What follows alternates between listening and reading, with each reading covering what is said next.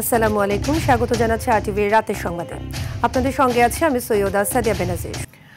আগামী ফেব্রুয়ারিতে জাতীয় সংসদ নির্বাচনের মাধ্যমে ন্যায় বিচারের অঙ্গীকারকে প্রাতিষ্ঠানিক রূপ দেওয়া হবে বলে জানিয়েছেন প্রধান উপদেষ্টা অধ্যাপক মোহাম্মদ ইউনূস। ইতালির রোমে বিশ্ব খাদ্য ফোরামের উদ্বোধনী অনুষ্ঠানে একথা জানান তিনি। এ সময় মানুষের ক্ষুধার কারণ হিসেবে অর্থনৈতিক কাঠামোর ব্যর্থতাকে দায়ী করে তা নির্মূলে সামাজিক ব্যবসার প্রতি জোর দেন প্রধান উপদেষ্টা। আরও জানাচ্ছেন নাজমুল হুদা। জাতিসংঘের খাদ্য ও কৃষি সংস্থা FAO আয়োজিত বিশ্ব খাদ্য ফোরামের উদ্বোধনী অনুষ্ঠানে মূল বক্তব্য দেন প্রধান উপদেষ্টা অধ্যাপক ডক্টর মোহাম্মদ ইউনূস। বাংলাদেশ সময় সন্ধ্যায় তিনি FAO এর ৮০ বছর পূর্তিতে বক্তব্যের শুরুতেই ভবিষ্যৎ প্রস্তুতির আহ্বান জানান। অনুষ্ঠানে প্রধান উপদেষ্টা বাংলাদেশের গণ অভ্যুত্থানে তরুণদের নেতৃত্বের কথা তুলে ধরে রাষ্ট্র পুনর্গঠনে তাদের যুক্ত থাকার বিষয়টি উল্লেখ করেন। একই সঙ্গে ফেব্রুয়ারিতে জাতীয় সংসদ নির্বাচন আয়োজনের কথা জানান। তরুণরা একটি নতুন বাংলাদেশ গড়ে তুলছে, যেখানে জনগণই শাসনের কেন্দ্রবিন্দু। ফেব্রুয়ারিতে নির্বাচন অনুষ্ঠিত হবে, যা আমাদের ন্যায় বিচারের প্রতি অঙ্গীকারকে প্রাতিষ্ঠানিক রূপ দেবে। বক্তব্যে মিয়ানমারে সহিংসতার শিকার ১৩ লাখ রোহিঙ্গাকে বাংলাদেশে আশ্রয় দেওয়ার বিষয়েও উল্লেখ করেন। এছাড়া চাল, সবজি ও মিঠা পানির মাছ সহ কৃষি পণ্যে বাংলাদেশের সফলতার কথা তুলে ধরেন প্রধান উপদেষ্টা। বাংলাদেশ ছোট ভূমির দেশ, আয়তনে ইতালির অর্ধেক, কিন্তু আমরা ১৭ কোটি মানুষের খাদ্যের যোগান দিচ্ছি, পাশাপাশি আশ্রয় দিচ্ছি ১৩ লাখ রোহিঙ্গা শরণার্থীকে। মানুষের ক্ষুধার কারণ খাদ্যের অভাব নয়, বরং অর্থনৈতিক কাঠামোর ব্যর্থতাকে দায়ী করেন অধ্যাপক ইউনূস। এই অবস্থার পরিবর্তনে বেশ কিছু প্রস্তাবও তুলে ধরেন তিনি। যেখানে বিশ্ব ক্ষুধা নির্মূলে কয়েক বিলিয়ন ডলার সংগ্রহে ব্যর্থ, সেখানে অস্ত্র কেনায় ব্যয় করা হচ্ছে $2.7 ট্রিলিয়ন। ক্ষুধার সমস্যা সমাধানে সামাজিক ব্যবসার প্রতি জোর দিয়ে 3-0 ওয়ার্ল্ড গড়ে তোলার পাশাপাশি তরুণদের আত্মকর্মসংস্থানের উদ্যোগী হওয়ার আহ্বানও জানান নোবেলজয়ী এই অর্থনীতিবিদ। নাজমুল হুদা, RTV, ঢাকা। ফেব্রুয়ারিতে অবাধ ও সুষ্ঠু নির্বাচন নিয়ে উদ্বেগ জানিয়েছেন বিএনপি মহাসচিব মির্জা ফখরুল ইসলাম আলমগীর। তিনি বলেন, সরকার চেষ্টা করলেও তা বিঘ্নিত করার নানা অপচেষ্টা চলছে। মহান মুক্তিযুদ্ধের অসাম্প্রদায়িক চেতনা ভুলিয়ে দেওয়ার চেষ্টা চলছে বলেও অভিযোগ করেন তিনি। জনগণ আগামী নির্বাচনে সাম্প্রদায়িকতার বিরুদ্ধে রায় দেবে বলেও প্রত্যাশা করেন বিএনপি মহাসচিব। রুদ্র রফিকের রিপোর্টে দেখুন বিস্তারিত। গুলশানে বিএনপি চেয়ারপারসনের রাজনৈতিক কার্যালয়ে খ্রিস্টান ধর্মাবলম্বীদের প্রতিনিধিদের সঙ্গে মতবিনিময় করে বিএনপি।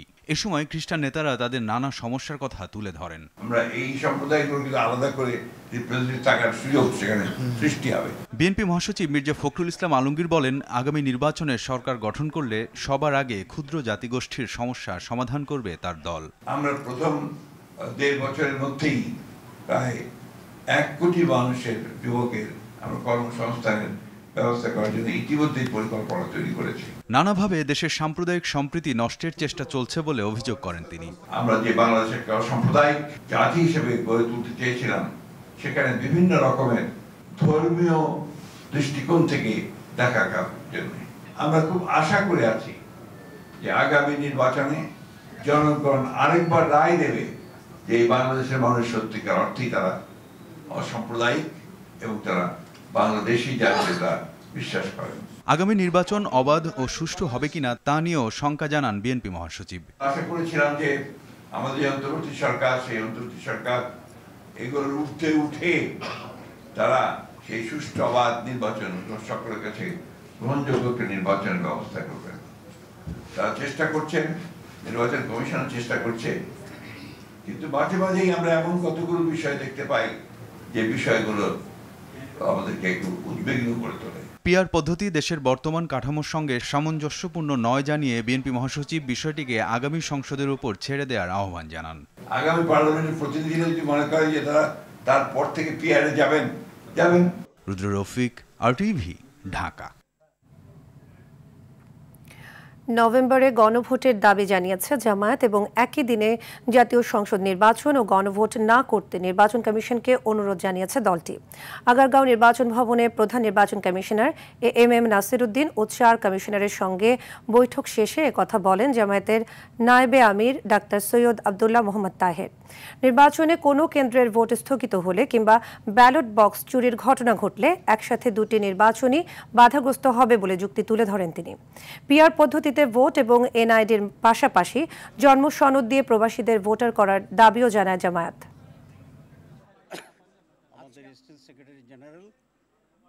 আমরা বলেছি না, এটা আলাদা হইতে হবে, কারণ দুইটা বিষয়। একটা হচ্ছে আমাদের কতগুলো রিফর্মস আছে, এটা ইলেকশন যখন হোক, ইলেকশন যেভাবে হোক, তার বাইরে এটা জাতির জন্য একটা স্থায়ী একটা রিফর্মসের বিষয়।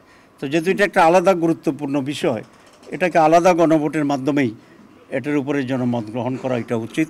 আমরা রিকোয়েস্ট করেছি যদি ন্যাশনালি সিদ্ধান্তটি হয় যেটা আলাদাভাবে হবে, যেটা আমরা চাচ্ছি নভেম্বরে, বাংলাদেশ জামাত ইসলামী সহ আমরা অনেকগুলো দল চাচ্ছি।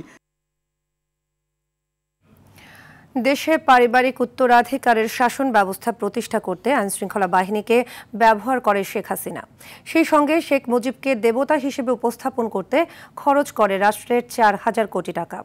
মানবতা বিরোধী অপরাধের মামলায় সাবেক প্রধানমন্ত্রী শেখ হাসিনার বিচারের শেষ ধাপে যুক্তিতর্ক উপস্থাপনের দ্বিতীয় দিনে এসব তথ্য তুলে ধরেন চিফ প্রসিকিউটর তাজুল ইসলাম। আর প্রসিকিউশন জানায় যুক্তিতর্ক শেষ হলে রায় গড়াবে আলোচিত এ মামলা। জিএম মাহমুদ জানাচ্ছেন বিস্তারিত। জুলাই হত্যাযজ্ঞে মানবতা বিরোধী অপরাধের মামলায় ক্ষমতাচ্যুত প্রধানমন্ত্রী শেখ হাসিনার বিচারের শেষ ধাপে যুক্তিতর্ক উপস্থাপন চলছে আন্তর্জাতিক অপরাধ ট্রাইব্যুনালে। সোমবার ছিল এর দ্বিতীয় দিন, যা সরাসরি সম্প্রচার করে বাংলাদেশ টেলিভিশন। 118 জন বিচারপতি গোলাম মর্তুজা মজুমদারের নেতৃত্বাধীন ট্রাইব্যুনাল 1-এ এদিন অভিযোগের পক্ষে যুক্তি উপস্থাপন করেন চিফ প্রসিকিউটর তাজুল ইসলাম। তুলে ধরেন সাক্ষ্যদের দেয়া জবানবন্দির গুরুত্বপূর্ণ ও চুম্বক অংশ। 493 জন রোগী তাদের এক চোখ চিরতরে হারিয়েছেন। এ সময় চিফ প্রসিকিউটর উল্লেখ করেন দেশে পারিবারিক উত্তরাধিকারের একদলীয় শাসন ব্যবস্থা কায়েম করতে আইনশৃঙ্খলা বাহিনীকে ব্যবহার করেছিল শেখ হাসিনা। শেখ হাসিনার চেতনা দিয়ে এক ধরনের রাজনৈতিক জমিদারি কায়েম করেছেন। তার মূল কারণ ছিল একদলীয় স্বৈরতন্ত্র প্রতিষ্ঠার মাধ্যমে আজীবন ক্ষমতা ধরে রাখার আকাঙ্ক্ষা, যেমনটি তার পিতা চেয়েছিলেন। শেখ মুজিবই স্বাধীনতার একমাত্র কারিগর, এমন বয়ান প্রতিষ্ঠিত করতে আওয়ামী সরকারের নানা কর্মযজ্ঞ তুলে ধরেন তিনি। শেখ মুজিবকে দেবতা স্বরূপ পূজনীয় রূপে কোমলমতি শিশুদের সামনে উপস্থাপন করার উদ্দেশ্যে শিক্ষা প্রতিষ্ঠানে মুজিব জন্ম মৃত্যু বার্ষিকী সহ বিভিন্ন দিবস পালন করা, শেখ পরিবারের সদস্যদের নামে শত শত প্রতিষ্ঠান সহ রাস্তাঘাট, ব্রিজ, কালভার্টের নামকরণ, শেখ মুজিবুর রহমানের মূর্তি স্থাপন সহ মুজিব বন্দনা রাষ্ট্রের 4,000 কোটি টাকারও বেশি খরচ হয়। মামলাটি এখন বিচারের শেষ ধাপে রয়েছে। যুক্তিতর্ক শেষ হলেই রায়ের দিকে গড়াবে বলে প্রসিকিউশন থেকে জানানো হয়েছে। এছাড়া ট্রাইব্যুনাল 2-এ জুলাই অভ্যুত্থানের প্রথম শহীদ আবু সাইদ হত্যা মামলায় সাক্ষী অনুপস্থিত থাকায় নির্ধারিত দিনের সাক্ষ্য গ্রহণ হয়নি। পরবর্তী দিন 21 October. GM Mahmud, RTV, Dhaka. ঢাকার সেনানিবাসের একটি ভবনকে সাময়িকভাবে কারাগার হিসেবে ঘোষণা করা হয়েছে। রোববার এ সংক্রান্ত একটি প্রজ্ঞাপন জারি করে স্বরাষ্ট্র মন্ত্রণালয়ের কারা 1 শাখা। রাষ্ট্রপতির আদেশক্রমে প্রজ্ঞাপনে সই করেন স্বরাষ্ট্র মন্ত্রণালয়ের সুরক্ষা সেবা বিভাগের উপসচিব মোহাম্মদ হাফিজ আল আসাদ। প্রজ্ঞাপনে ঢাকা সেনানিবাসের বাসার রোড সংলগ্ন উত্তর দিকে অবস্থিত MES বিল্ডিং নম্বর 54-কে সাময়িকভাবে কারাগার হিসেবে ঘোষণা করা হয়। যথাযথ কর্তৃপক্ষের অনুমোদন ক্রমে জারি করা হয় এই আদেশ এবং তা অবিলম্বে কার্যকরের কথা বলা হয়।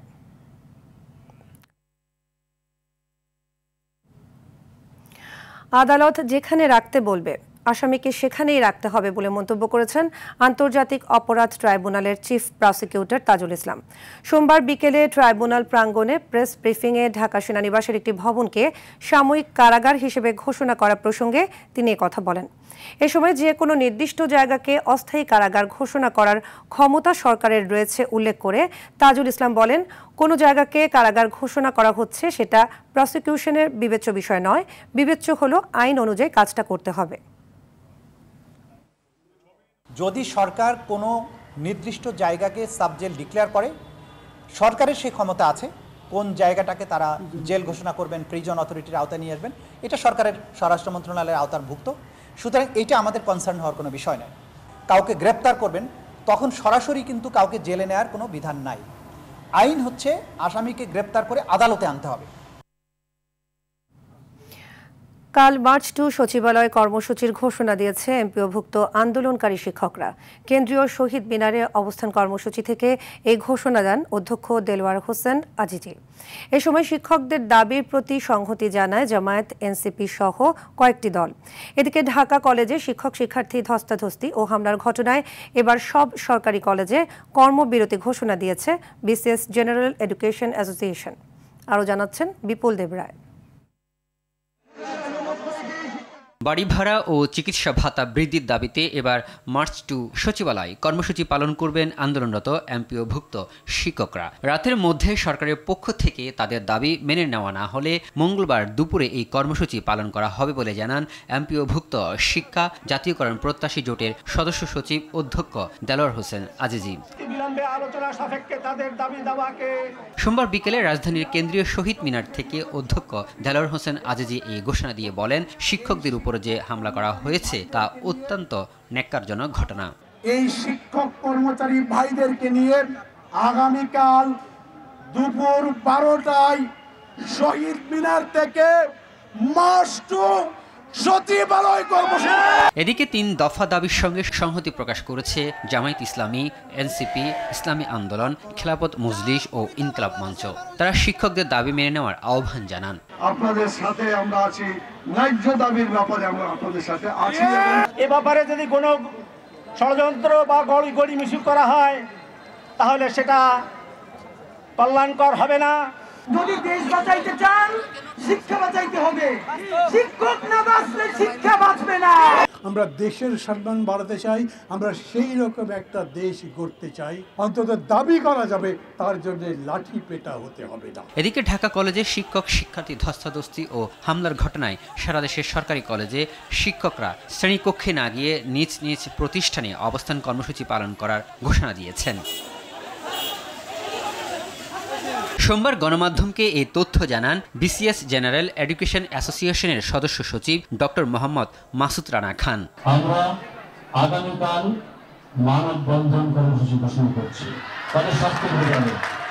বিপুল দেবরায়, আরটিভি, ঢাকা। বোতলজাত সয়াবিন তেলের দাম প্রতি লিটারে 6 টাকা বাড়ানোর ঘোষণা দিয়েছে ব্যবসায়ীরা। এছাড়া প্রতি লিটার পাম অয়েলের দাম বাড়ানো হয়েছে 13 টাকা করে।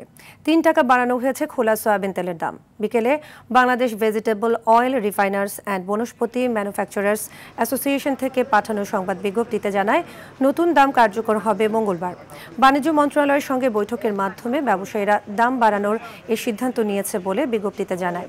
নতুন দাম অনুযায়ী প্রতি লিটার বোতলজাত সয়াবিন তেলের দাম 189 টাকা থেকে বেড়ে 195 টাকা, খোলা সয়াবিন তেলের দাম 177 টাকা এবং পাম তেলের দাম 163 টাকা করা হয়।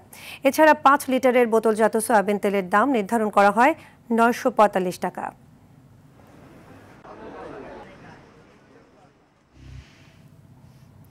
সরকারি কাজে বাধা ও গাড়ি পোড়ানো মামলায় বিএনপির স্থায়ী কমিটির সদস্য মির্জা আব্বাস, তার স্ত্রী আফরোজা আব্বাস, রুহুল কবির রিজভী সহ 167 নেতা কর্মীকে অব্যাহতি দিয়েছে আদালত।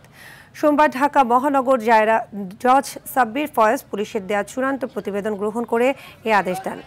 আইনজীবী মহিউদ্দিন চৌধুরী জানান, তদন্তে অভিযোগের সত্যতা না পাওয়ায় পুলিশ অব্যাহতির সুপারিশ করে। 2018 সালে নয়াপল্টন মিছিলে সরকারি গাড়ি পোড়ানো এবং পুলিশের কাজে বাধা দেওয়ার অভিযোগে মামলা হয়েছিল। তিনি বলেন, ফ্যাসিস্ট সরকারের মিথ্যা মামলায় দেরিতে হলেও সুবিচার মিলেছে। এই মামলা দীর্ঘ পরীক্ষা নিরীক্ষার পর মাননীয় আদালত দেখেছেন যে এই মামলায় আসলে কিছু নাই। তো অবশেষে আজকে আমাদেরকে খালাস দিয়েছেন। আলহামদুলিল্লাহ, আল্লাহ তাআলার কাছে অনেক শুকর। দেশবাসী যারা আমাদেরকে সমবেদনা জানিয়েছেন তাদের প্রতি অনেক কৃতজ্ঞতা এবং ধন্যবাদ। হেফাজত অরাজনৈতিক সংগঠন, তাই নির্বাচনে কোনো দল বা জোটকে সমর্থন দেবে না তারা। সংবাদ সম্মেলনে একথা জানিয়ে হেফাজতের মহাসচিব মামুনুল হক বলেন, জামায়াত সম্পর্কিত হেফাজতে আমিরের বক্তব্য একান্তই তার ব্যক্তিগত, এর দায় সংগঠন নেবে না।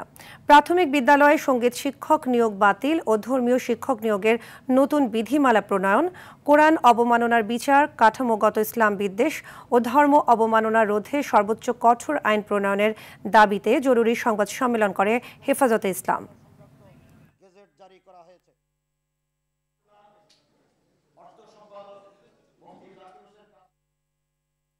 হেফাজতে ইসলাম বাংলাদেশ সরাসরি কখনোই কোনো রাজনৈতিক সিদ্ধান্ত অথবা রাজনীতি তৎপরতার সাথে, বিশেষ করে দলীয় রাজনীতির সাথে হেফাজতের কোনো সাংগঠনিক সংশ্লিষ্টতা নেই। কোনো রাজনৈতিক দলীয় কর্মসূচির সাথে কোনোভাবেই সম্পৃক্ত না।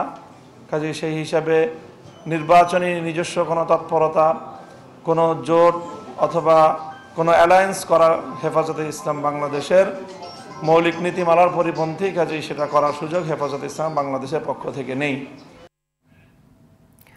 সরকারি প্রাথমিক স্কুলে সঙ্গীত শিক্ষক নিয়োগের কার্যক্রম সরকার আর আগাচ্ছে না বলে জানিয়েছেন ধর্ম উপদেষ্টা আ.ফ.ম. খালিদ। তিনি বলেন, প্রাথমিক বিদ্যালয়ে সঙ্গীত শিক্ষক নিয়োগের ব্যাপারে হেফাজত ইসলাম সহ বিভিন্ন ধর্মীয় নেতাদের দাবির প্রেক্ষিতে প্রাথমিক ও গণশিক্ষা মন্ত্রণালয় বিষয়টি পর্যালোচনা করছে। সচিবালয়ে সংবাদ সম্মেলনে একথা বলেন তিনি। ধর্ম উপদেষ্টা জানান, 990 জন হজ এজেন্সির প্রায় 38 কোটি টাকা হজ ওমরা খাতে অব্যবহৃত ছিল, যা ফেরত বুঝিয়ে দেওয়া হয়েছে। এ পর্যন্ত 60,000 জন হজে যেতে নিবন্ধন করেছেন বলে জানান তিনি।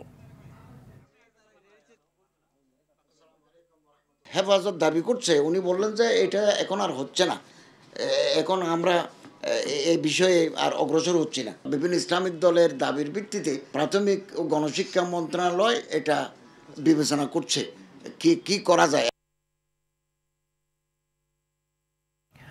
চট্টগ্রাম বিশ্ববিদ্যালয় কেন্দ্রীয় শিক্ষার্থী সংসদ চাকসু নির্বাচনে প্রচারণার শেষ দিন আজ। রাত 12টা পর্যন্ত ভোট চাইতে পারবেন প্রার্থীরা। এরই মধ্যে সকাল থেকে শুরু হয়েছে তাদের ব্যস্ততা। বিভিন্ন হল, রেল স্টেশন ও ক্যাম্পাসের গুরুত্বপূর্ণ জায়গায় ভোটারদের সঙ্গে করেছেন মতবিনিময়। এদিকে সব ধরনের প্রস্তুতি সম্পন্ন করেছে নির্বাচন কমিশনও। সুষ্ঠু নির্বাচন উপহার দিতে আইনশৃঙ্খলা রক্ষাকারী বাহিনী ও প্রশাসনের সঙ্গে কয়েক দফা বৈঠক করেছে নির্বাচন কমিশন। আগামী 15 অক্টোবর 12টি প্যানেলে নির্বাচনী প্রতিদ্বন্দ্বিতায় নামবেন প্রার্থীরা। এদিকে রাজশাহী বিশ্ববিদ্যালয় কেন্দ্রীয় ছাত্র সংসদ রাকসু নির্বাচন ঘিরে শেষ মুহূর্তের প্রচারে ব্যস্ত সময় পার করছেন প্রার্থীরা। সকাল থেকে বিশ্ববিদ্যালয়ের বিভিন্ন একাডেমিক ভবনের সামনে অবস্থান নিয়ে প্রার্থীরা তাদের ইশতেহার সংবলিত লিফলেট বিতরণ করেন। জয়ী হতে শিক্ষার্থীদের নানা প্রতিশ্রুতি দিচ্ছেন তারা। এদিকে নির্বাচন নিয়ে কোনো ধরনের অঘটনের গোয়েন্দা তথ্য নেই। এখন পর্যন্ত পরিস্থিতি স্বাভাবিক রয়েছে বলে জানান রাজশাহী মেট্রোপলিটন পুলিশের কমিশনার মোহাম্মদ আবু সুফিয়ান। তিনি আরও জানান, বিশ্ববিদ্যালয় কেন্দ্রীয় ছাত্র সংসদ, সিনেট ছাত্র প্রতিনিধি এবং হল সংসদ নির্বাচনকে কেন্দ্র করে ক্যাম্পাসে 2000 পুলিশ সদস্য, 12 প্লাটুন র্যাব সদস্য ও 6 প্লাটুন বিজিবি সদস্য মোতায়েন থাকবে। পাকিস্তানে ইসরায়েল বিরোধী এক বিক্ষোভে পুলিশের সঙ্গে সংঘর্ষে 5 জন নিহত হয়েছে। নিহতদের মধ্যে একজন পুলিশ, 3 জন বিক্ষোভকারী এবং একজন পথচারী। দেশটির কট্টর ইসলামপন্থী দল তেহরিকি লাব্বাইক পাকিস্তান টিএলপির সঙ্গে পুলিশের প্রায় 3 ঘন্টার সংঘর্ষে এই হতাহতের ঘটনা ঘটে। পুলিশ জানায়, ডোনাল্ড ট্রাম্পের মধ্যস্থতায় ঘোষিত গাজায় যুদ্ধবিরতি চুক্তির প্রতিবাদে সোমবার বিক্ষোভের ডাক দেয় দলটি। সেখানে বিক্ষোভকারীদের ছত্রভঙ্গ করতে অভিযান চালালে টিএলপি সদস্যরা গুলি চালায় এবং 40টির বেশি গাড়িতে আগুন ধরিয়ে দেয়। তবে পুলিশের বিরুদ্ধে গোলাগুলির পাল্টা অভিযোগ করেছে দলটি। মিশরে চলছে গাজার শান্তি সম্মেলন। যৌথভাবে এর সভাপতিত্ব করছেন মার্কিন প্রেসিডেন্ট ডোনাল্ড ট্রাম্প ও মিশরের president Abdel Fattah al CC. মিশরে পৌঁছে গাজা যুদ্ধবিরতির দ্বিতীয় ধাপ শুরু হওয়ার কথা জানিয়েছেন ট্রাম্প। শান্তি সম্মেলনে বিশ্ব নেতারা অংশ নিলেও থাকছেন না ইসরায়েলি প্রধানমন্ত্রী বেনিয়ামিন নেতানিয়াহু। এদিকে জীবিত সব জিম্মি মুক্তির পর এবার 2 মৃত জিম্মির দেহ রেডক্রসের কাছে হস্তান্তর করেছে হামাস। আরও জানাচ্ছেন বেনিয়ামিন। মিশরের পর্যটন শহর শারম আল শেখে শুরু হয়ে গেছে গাজা সম্মেলন। সেখানে যোগ দিতে মিশরে পৌঁছলে মার্কিন প্রেসিডেন্ট ডোনাল্ড ট্রাম্পকে বিমানবন্দরে স্বাগত জানান দেশটির president Abdel Fattah al CC. সেখানে সাংবাদিকদের প্রশ্নের জবাবে যুদ্ধবিরতির দ্বিতীয় ধাপের আলোচনা শুরু হয়ে গেছে বলে নিশ্চিত করেন মার্কিন প্রেসিডেন্ট। সম্মেলন শুরুর আগে প্রেসিডেন্ট ট্রাম্পের সঙ্গে বৈঠক করেছেন মিশরের প্রেসিডেন্ট। যুদ্ধবন্ধে সহায়তার জন্য একে অপরকে কৃতজ্ঞতা জানান তারা। এছাড়া তুরস্ক, কাতার ও ফ্রান্স সহ বিশ্বের বিভিন্ন দেশের নেতাদের সঙ্গেও আলোচনা করেন আবদেল ফাত্তাহ আল সিসি। শান্তি সম্মেলনে যোগ দিয়েছেন ফিলিস্তিনের প্রেসিডেন্ট মাহমুদ আব্বাস সহ ২৮ দেশ ও ৩টি আন্তর্জাতিক সংগঠনের নেতা ও প্রতিনিধিরা। তবে এতে অংশ নিচ্ছেন না ইসরায়েল কিংবা হামাসের কোনো প্রতিনিধি। মিশরে আসার আগে ইসরায়েলি আইনসভা নেসেটে ভাষণ দেন ডোনাল্ড ট্রাম্প। সেখানে যুদ্ধের আনুষ্ঠানিক সমাপ্তির ঘোষণা দেন তিনি। তবে ভাষণের সময় ফিলিস্তিনের স্বীকৃতির দাবি জানান ২ ইসরায়েলি এমপি। পরে পার্লামেন্ট থেকে বের করে দেয়া হয় তাদের। এদিকে জীবিত সব জিম্মি মুক্তির পর এবার মৃত জিম্মিদের দেহ হস্তান্তর প্রক্রিয়া শুরু করেছে হামাস। জিম্মিদের দেহ ইসরায়েলি বাহিনীর কাছে পৌঁছে দিচ্ছে আন্তর্জাতিক সংস্থা রেড ক্রস। এর আগে গাজা শান্তি পরিকল্পনার শর্ত মেনে ইসরায়েলের জীবিত ২০ জিম্মিকে মুক্তি দিয়েছে ফিলিস্তিনের স্বাধীনতাকামী সংগঠনটি। অপরদিকে ফিলিস্তিনি বন্দীদেরও কারাগার থেকে মুক্তি দিচ্ছে ইসরায়েল। বিনয়ামিন, RTV। এবার খেলার খবর football. AFC Asian cup football বাছাইয়ের ফিরতি লেগে হংকং চায়নার বিপক্ষে কাল মাঠে নামছে বাংলাদেশ। হংকংয়ের কাই তাক স্পোর্টস পার্কে বাংলাদেশ সময় সন্ধ্যা ৬টায় হবে দু দলের এ লড়াই। মূল পর্বে যাওয়ার আশা টিকিয়ে রাখতে এ ম্যাচে জয়ের বিকল্প নেই জামাল হামজাদের। অপরদিকে এ ম্যাচে জয় মূল পর্বের আরও কাছাকাছি নিয়ে যাবে হংকং চায়নাকে। আরও জানাচ্ছেন মুমসাদ দিনুরি। AFC এশিয়ান কাপে ঘরের মাঠে হংকংয়ের বিপক্ষে ২ গোলে পিছিয়ে থেকে সমতায় ফেরার পর ম্যাচের অন্তিম সময়ে গোল হজম করে নাটকীয় পরাজয় বরণ করে কাবরেরার দল। যে হারে প্রশ্ন উঠেছে হেড কোচ হাভিয়ের কাবরেরার দল গঠন প্রক্রিয়া নিয়ে। বিশেষ করে সমিত সোম ও জায়ান আহমেদের শুরুর একাদশে না থাকাটা ছিল বিস্ময়কর। এছাড়া গোলবারের নিচে মিতুল মারমার পারফরমেন্স নিয়ে উঠেছে নানা প্রশ্ন। তবে ম্যাচ পূর্ববর্তী সংবাদ সম্মেলনে হেড কোচ কাবরেরা বলছেন শীর্ষের পারফরমেন্সে সন্তুষ্ট তিনি। Mitul Marma performance was top. We are very convinced of Mitul Marma performances and level. Match, condition ও টিম সিলেকশন নিয়ে অধিনায়ক জামাল ভুঁইয়া জানিয়েছেন তার নিজস্ব ভাবনার কথা। Our job is to get the 3 points tomorrow. I don't think it's going to be very cold. Maybe 21-22 degrees.